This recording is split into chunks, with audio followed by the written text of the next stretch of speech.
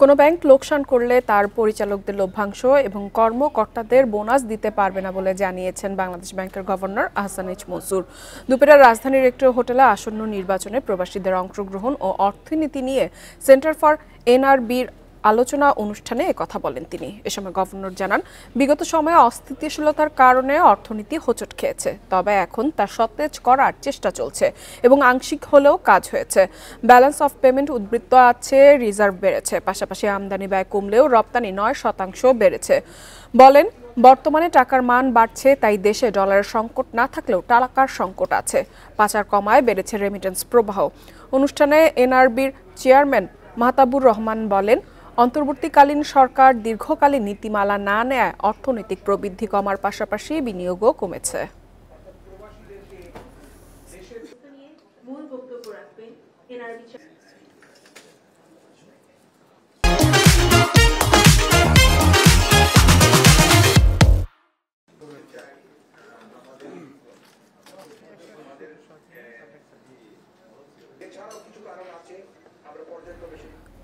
অর্থনীতি নিয়ে আরো বিস্তারিত আলোচনা করতে আমাদের সাথে যুক্ত হয়েছেন অর্থনীতিবিদ এমএন সিদ্দিক। এমএন সিদ্দিক, আপনাকে স্বাগত জানাচ্ছি অর্থনীতি সারাদিনে। শুরুতেই আপনার কাছে জানতে চাইব, গত এক বছরে অর্থনীতিতে বেশ পরিবর্তন আছে, তো আপনার দৃষ্টিতে এই পরিবর্তন কতটা ইতিবাচক এবং আর কি কি ধরনের সংস্কার করা প্রয়োজন বলে আপনি মনে করেন?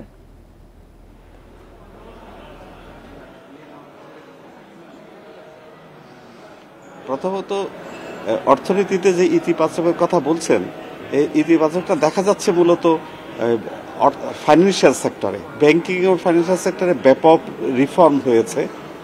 আমরা টাকাকে বাজার ভিত্তিক করতে পেরেছি, এটা অনেক বড় একটা রিফর্ম। ব্যাংকগুলোকে 5টা ব্যাংককে অ্যামালগামেশন করে একটি ব্যাংক করার প্রক্রিয়া চলছে। অনেকগুলো ব্যাংক সুস্থ হয়ে ফিরছে, তারা নিজেদের টাকায় নিজেরা চলতে পারছে, সরকারের কোনো সহযোগিতা বা বাংলাদেশ ব্যাংকের কোনো সহযোগিতা লাগছে না। ইনফ্লেশনটা কমে এসছে, যদিও আশাবাদ ছিল যে আরও একটু কমবে, কিন্তু গত কয়েক মাস কমে আবার এই মাসে একটু বেড়ে গেছে চালের দাম বেড়ে যাওয়ার কারণে। কিন্তু সরকার আশাবাদী যে ইনফ্লেশনটা আরও কয়েক মাসে 5%-এর নিচে চলে আসবে। এগুলো খুবই পজিটিভ দিক। যদিও আমাদের রিজার্ভ বেড়ে যাচ্ছে, আমদানি কমে যাচ্ছে, এটা নিয়ে একটা আতঙ্ক ছিল। রপ্তানি বেড়ে যাচ্ছে, সেটা একটা সুখবর। আমরা অনেকগুলো সংকট কাটিয়ে উঠতে পেরেছি। আমেরিকান যে একটা ট্যারিফের যে একটা আতঙ্ক ছিল, সেটা আমরা ওভারকাম করতে পেরেছি। আমাদের এক্সপোর্ট বেড়েই চলেছে। তো সব দিক থেকে মিলিয়ে ভালো অবস্থা। যদিও একটা জিনিস দৃষ্টিকটু, সেটা হচ্ছে যে একটা গ্রোথ হচ্ছে প্রায় 4%-এর কাছাকাছি জিডিপিতে, কিন্তু সেই পরিমাণ চাকরির সংস্থান হচ্ছে না। ছোট ছোট অনেক ক্ষুদ্র অনেকগুলো ব্যবসা প্রতিষ্ঠান বন্ধ হয়ে যাচ্ছে, এমপ্লয়মেন্ট কমে যাচ্ছে, বরঞ্চ সুযোগের চেয়ে বড়। আপনি যেমনটা বলছেন চাকরির কর্মসংস্থান হচ্ছে না, সেক্ষেত্রে আপনার কাছে জানতে চাইব, যেহেতু বিনিয়োগ অনেকটা ভাটা পড়েছে, বৈদেশিক বিনিয়োগ, এবং দেশেও কিন্তু নতুন করে কোনো কর্মসংস্থান তৈরি হচ্ছে না, সেক্ষেত্রে আপনার কি মনে হয় যে অন্তর্বর্তীকালীন সরকারের নীতিমালা গ্রহণের ক্ষেত্রে কোনো দুর্বলতা রয়েছে বলে আপনি মনে করেন?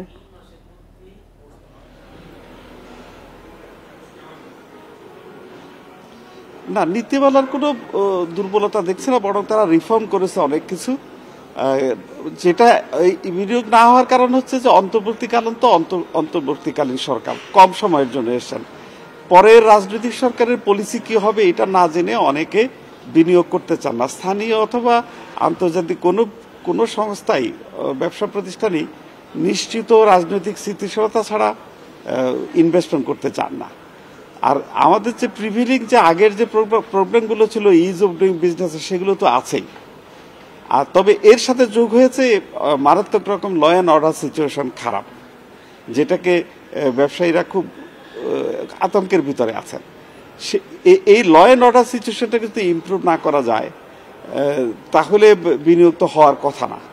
তারপরে কিছু ব্যবসায়ীরা পলাতক অবস্থায় আছেন, নীতি নৈতিকতা বা দুর্নীতি সেই কথাগুলো বাদ দিয়ে এটুকু বলা যায় যে তারাও তো একটা অংশ ইনভেস্টরদের, তারাও কিন্তু দেশে নেই, তাদের ওই শিল্প প্রতিষ্ঠানগুলোর বিনিয়োগ নেই। সুতরাং সেই জন্য আমাদের এখানে আপনি দেখতে পাচ্ছেন যে বিনিয়োগ হচ্ছে না। তো এটা গত একটি বছরের কোনো ভুল সিদ্ধান্ত নিয়েছেন সরকার, এরকম আমি ব্যক্তিগতভাবে মনে করি না। এমএন সিদ্দিক, আপনার কাছে জানতে চাইবো, আমরা জানি যে গত এক বছরে যে অর্থনৈতিক সংস্কার হচ্ছে সেক্ষেত্রে কিন্তু প্রবাসীদের একটি বড় ভূমিকা রয়েছে, বিশেষ করে রেমিটেন্সের যে ঊর্ধ্বগতি অর্থনীতিতে রয়েছে তার জন্যই কিন্তু আমাদের অর্থনৈতিক যে প্রবৃদ্ধি সেটা এখন পর্যন্ত বজায় রয়েছে। তো আপনার কাছে জানতে চাইবো এই বিষয়টা সামনের দিন অব্যাহত থাকবে বলে আপনি মনে করেন কিনা, যেহেতু সামনে নির্বাচন আছে, নির্বাচনকালীন সরকার আসবে?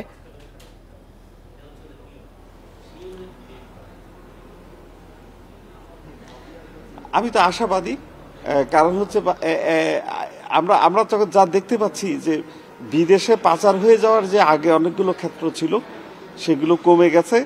পাচার কম হচ্ছে বলেই অবৈধ পথে রিমিটেন্সটা আসছে না, কারণ যে টাকাটা অবৈধ পথে আসে সেটাই কিন্তু পাচার হয়। পাচার কথাটা আক্ষরিক অর্থে তো হাতে করে ডলার নিয়ে যাওয়া না, বিদেশে থেকে টাকাটা হুন্ডি হয়ে, দুবাই থেকে হুন্ডি হয়ে আমেরিকায় চলে যায়, আর বাংলাদেশে এই টাকাটা সমন্বয় হয়। সেইটার সুযোগ কমে গেছে বা পরিবেশ এখন নাই, সেই জন্য রিমিটেন্সটা বেড়ে গেছে। অর্থাৎ প্রবাসীদের ইনকাম যতটা বেড়েছে তার চেয়ে বেশি হচ্ছে যে অবৈধ পন্থায় যে টাকাগুলো পাঠাতেন সেই টাকাগুলো তারা এখন বৈধ পথে পাঠাচ্ছেন, সেই জন্যই রিমিটেন্সটা বেড়ে যাচ্ছে।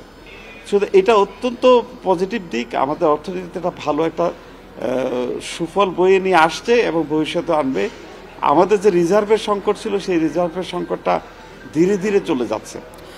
এমএন সিদ্দিক, ব্যাংক খাতে শৃঙ্খলা ফেরাতে আমরা জানি যে দুর্বল ব্যাংকগুলো রয়েছে, বিশেষ করে 5টি ব্যাংকে একীভূত করার কার্যক্রম চলছে। গতকালও আমরা বৃহস্পতিবারও দেখেছি যে বৈঠক হয়েছে, সেখানেও বেশ কিছু সিদ্ধান্ত হয়েছে, তার মধ্যে 3টি ব্যাংক রাজি হয়েছে, 3টি এখনো রাজি হয়নি। এই একীভূতকরণ করা হলে ব্যাংকিং খাতে যে গ্রাহকদের একটা অনাস্থা তৈরি হয়েছিল সেটা ফিরে আসবে কিনা এবং ব্যাংকগুলো তাদের কার্যক্রম স্বাভাবিকভাবে আবার পুনরায় চালু করতে পারবে কিনা আপনার কাছে জানতে চাইছি।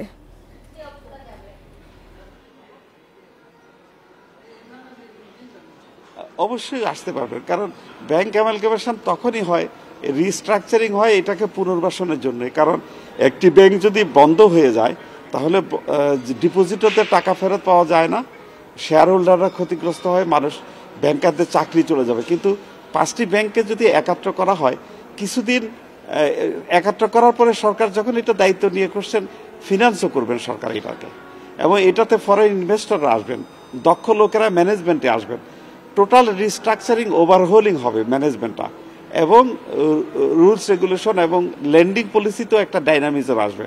সুতরাং এই ধরনের পদ্ধতিগুলো সতর্কতার সাথে যদি করা যায়, দক্ষ লোকের হাতে যদি থাকে, অবশ্যই এটা আমাদের অর্থনীতিতে এবং ফাইন্যান্সে একটা পজিটিভ ইম্প্যাক্ট দেখা দিবে।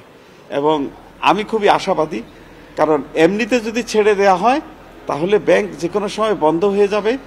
যদি ব্যাংক বন্ধ হয়ে যায় তাহলে তাদের ডিপোজিটরা টাকা পাবে না, ব্যাংকারদের চাকরি চলে যাবে, অনেক ধরনের খারাপ ইম্প্যাক্ট হবে। সেটা আমরা চাই না বলেই এই সরকার একটা ডাইনামিক সিদ্ধান্ত নিয়েছে। এমএন সিদ্দিক, আমাদের সাথে যুক্ত হওয়ার জন্য আপনাকে ধন্যবাদ।